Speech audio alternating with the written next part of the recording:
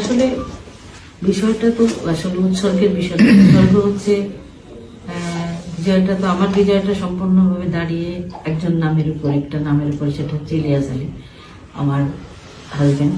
উনি 13 বছর বেশি সময় ধরে নিখোঁজ আছেন। এই এলাকার মানুষের কাছে ইলিয়াস আলী একটি আবেগের নাম, ইলিয়াস আলী একটি উন্নয়নের নাম, ইলিয়াস আলী একটি মানুষের আস্থার জায়গা এবং মানুষের ভালোবাসা, বিশ্বাস এবং মানুষের উন্নয়ন, এই বিষয়গুলো সব এলাকার মানুষের সঙ্গে মিশে আছে। তার জায়গা থেকেই আসলে আমার রাজনীতিতে এখানে আসা, এই এলাকায় আসা।